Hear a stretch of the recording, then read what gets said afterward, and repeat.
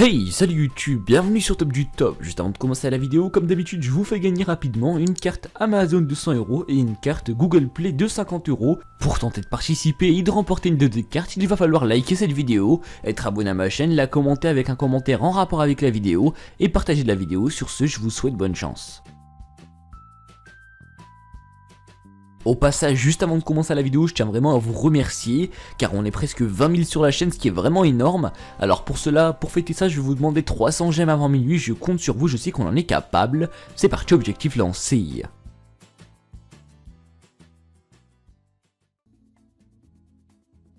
Dans la vie, c'est vite fait d'être considéré comme dégueulasse, bien qu'on soit pourtant tout à fait conforme à toutes les normes d'hygiène.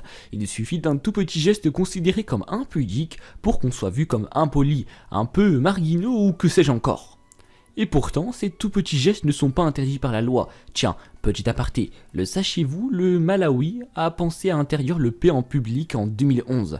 Mais le paix, à la limite, c'est gênant pour les autres. Les actes dont je m'apprête à vous présenter sur cette vidéo sont pas vraiment handicapants pour les gens qui t'entourent. En plus, on a légalement le droit de les faire. Si plus dans les mœurs que ça pose un problème. La société, je te jure, parfois, c'est comme une ceinture trop serrée sur le ventre ballonné de la vie. Numéro 1. Manger la bouche ouverte. Depuis que je suis petit, on m'a toujours dit qu'il valait mieux de ne pas manger la bouche ouverte, que ça ne se faisait pas. J'ai jamais trop compris pourquoi, mais je m'y tiens, même si je ne vois pas ce qui nous pousse à ne pas montrer l'intérieur de notre bouche, alors qu'on montre nos aisselles. L'un comme l'autre ne me gêne pas, qu'on soit bien d'accord, c'est juste que pour moi c'est du pareil au même, au détail près que les aisselles sont pas des dents, sinon il faut les consulter.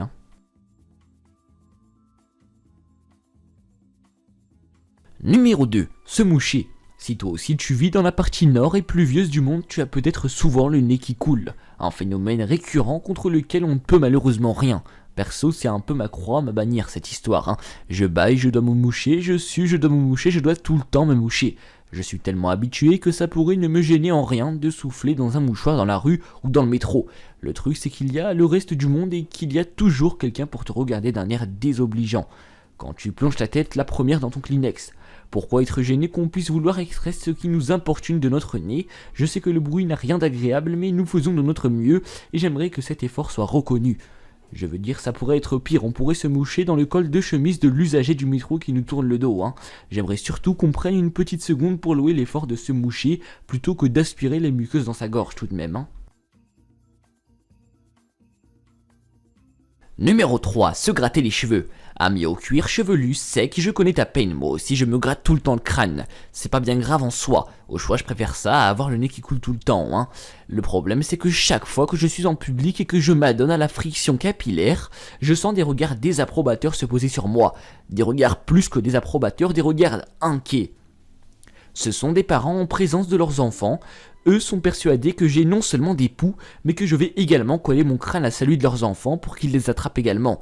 Ils me regardent alors avec tellement d'angoisse et de pourquoi tu fais ça, que ça me donne l'impression d'être un marchand de glace qui fait sonner son camion 10 minutes avant le dîner, comme si cette démangeaison constante et le fait d'avoir le cheveu facilement gras à force de le toucher ne suffisait pas à me rendre irritable franchement.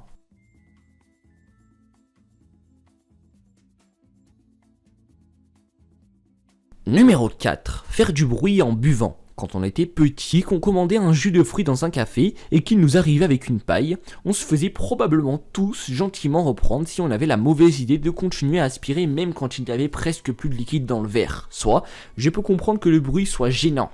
Parce que quand je prends un cocktail dans un bar et que je le paye 8 €, j'ai envie de le savourer de la première à la dernière goutte.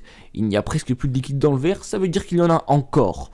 Et je le finirai coûte que coûte, goutte par goutte, en aspirant sans m'arrêter, jusqu'à ce que mes poumons brûlent et que le verre devienne aride.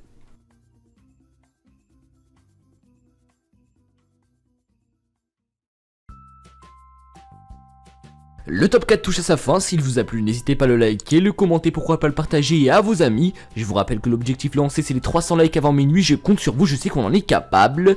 Moi je vous retrouve très bientôt pour un nouveau top, ciao.